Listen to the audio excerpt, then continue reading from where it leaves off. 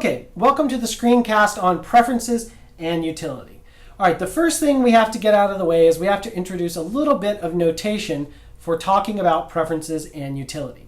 So the first thing I'm going to show you is our preference notation. All right, so if a person strongly prefers outcome X to outcome Y, this is how we notate it.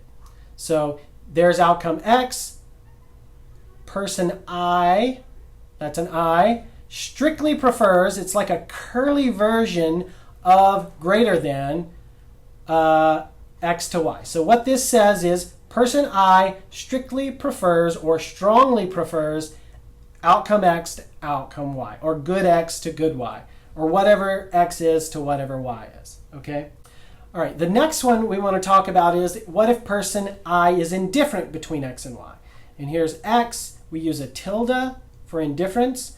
I, the person's name, goes underneath as a subscript, and then we have Y. I'm going to bring in all of these symbols with some in computerized, nicer notation in a second, but it's often instructive to see how these things are drawn the first time. So this says person I is indifferent between X and Y. And remember, up here we had person I, got to get my curl there, there we go. Person I strictly prefers X to Y. All right. And then lastly, person I may weakly prefer X to Y. And this one sometimes can give people a little bit of trouble in terms of thinking about it. So let me draw it out here. So another way to think about weak preference is to say that this says that X is at least as good as Y for person I.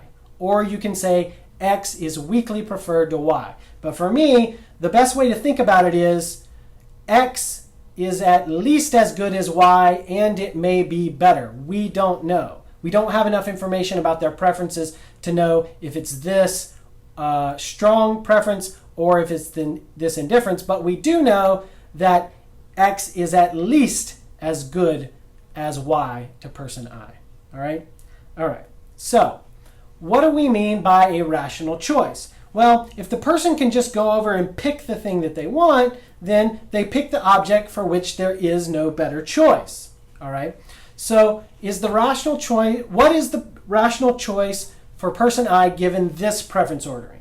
All right? They strictly prefer X to Y, and they strictly prefer Y to Z.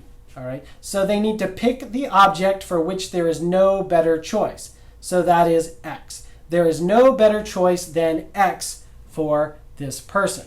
All right. So what is the rational choice for person J given this preference ordering? All right. Well, remember, the rational choice is when they pick the object for which there is no better choice. So it could be X here or Y. Because X is at least as good as Y, we don't know. So we don't know if it's in fact a better choice. So either one of these could be a rational choice because we don't have enough information to delineate between those two. All right. So now let's go and talk about what properties must their preferences satisfy in order for us to consider a person in one of our models rational. All right. The first property is called comparability. In a lot of economics texts, we call this completeness. All right. All comparability or completeness means is that if I put two things in front of you, you can say one of these things about it. All right. For any two alternatives, you can say, well, I definitely like X more than Y. I strictly prefer X to Y. I definitely like Y more than X. I strictly prefer Y to X. I'm indifferent between X and Y. I weakly prefer X to Y, or I weakly prefer Y to X. If the person's preferences are comparable, they can say one of these things, any of them.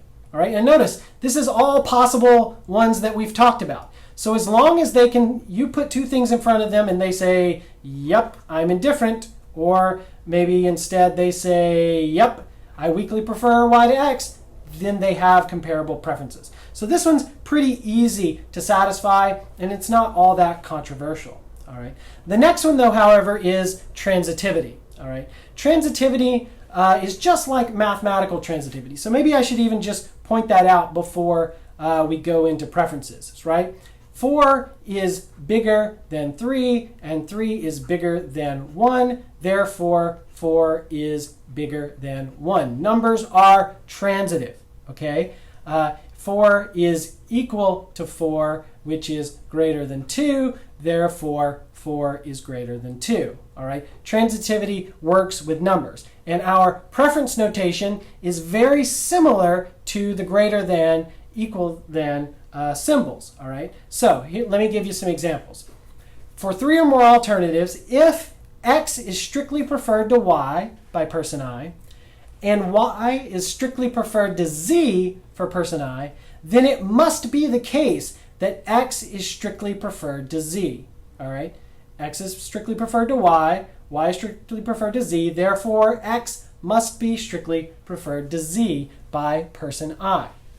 It also works with the weak preference relations. All right? If x is weakly preferred to y and y is strictly preferred to z, then it must be the case that x is strictly preferred to z. All right? Because we know that x is at least as good as y, so it's the same or better than y, and we know that this person strictly prefers y, therefore y is strictly preferred to z. It might take you a couple times thinking through that just to get it in your head, but if you need to cheat a little bit, use numbers and the greater than symbols, right? If 4 is greater than or equal to some number, and that number is greater than another number, then it must be the case that 4 is greater than that number, right?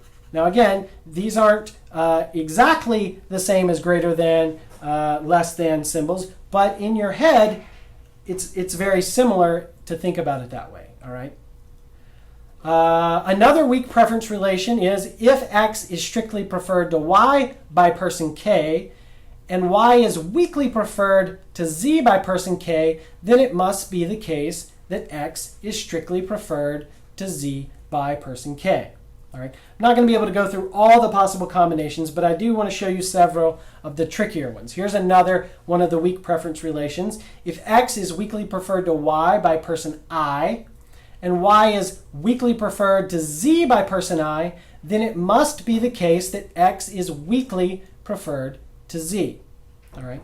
The same thing also works in terms of indifference. If person J strictly prefers x to y, and they're indifferent between y and z, then it must be the case that x is strictly preferred to z. Because even though this was indifferent, this was strictly preferred. All right? And so this is like an equals. So we can just plug the z in up here and see that this must be the case.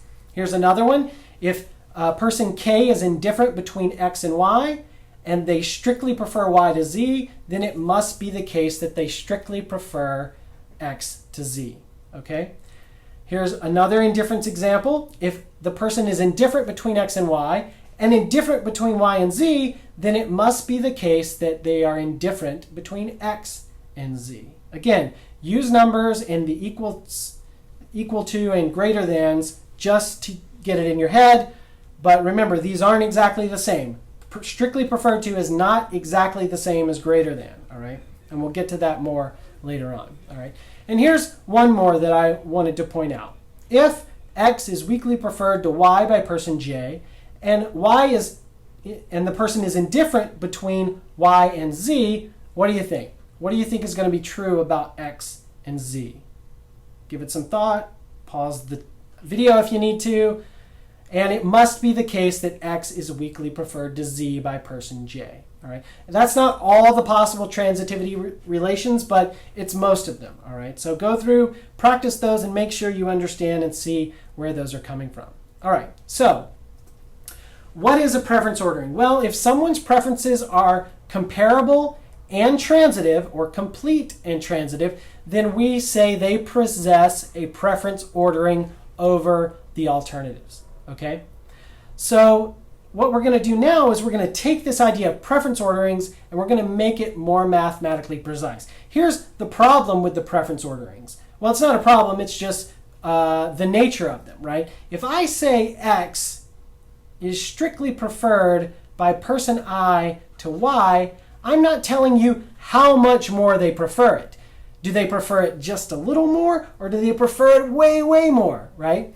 With utility notation, we can give a precise number, and then we can say what the magnitude of this preference is, how big it is, all right?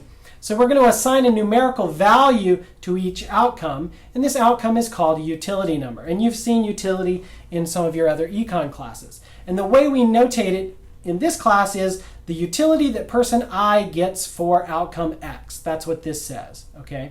So, and that's what I say here. Person I's utility of outcome X is notated like that.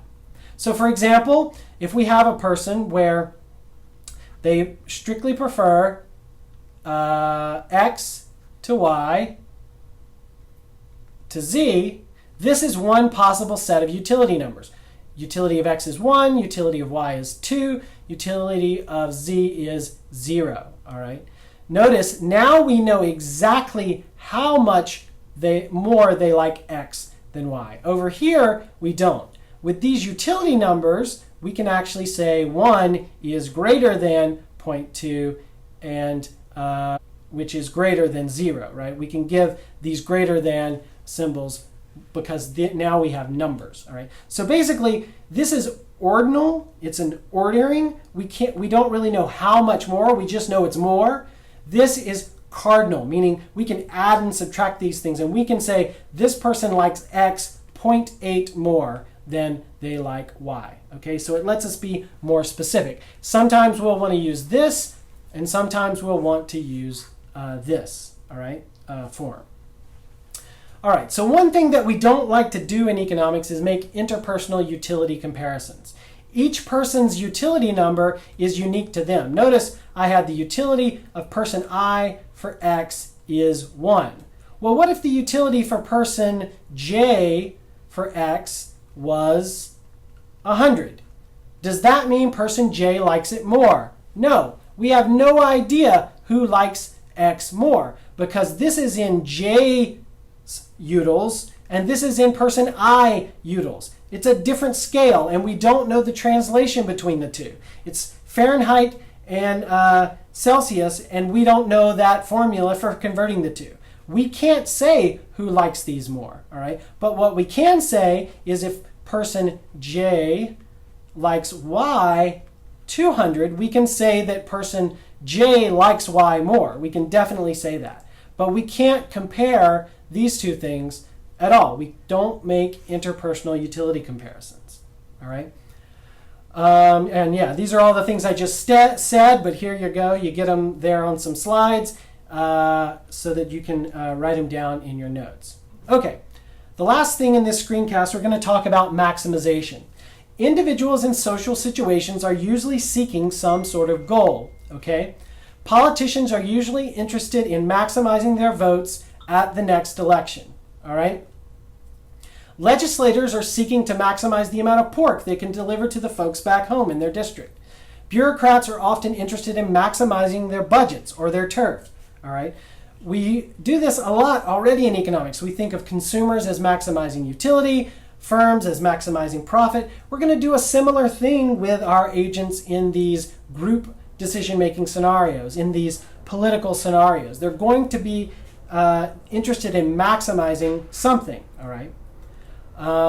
We usually assume that individuals are going to pick actions that they believe will maximize their utility. So here we have the beliefs, and here we have our preferences, and we've converted preferences into utility, all right? And we're going to get more specific and more precise about this in the next screencast.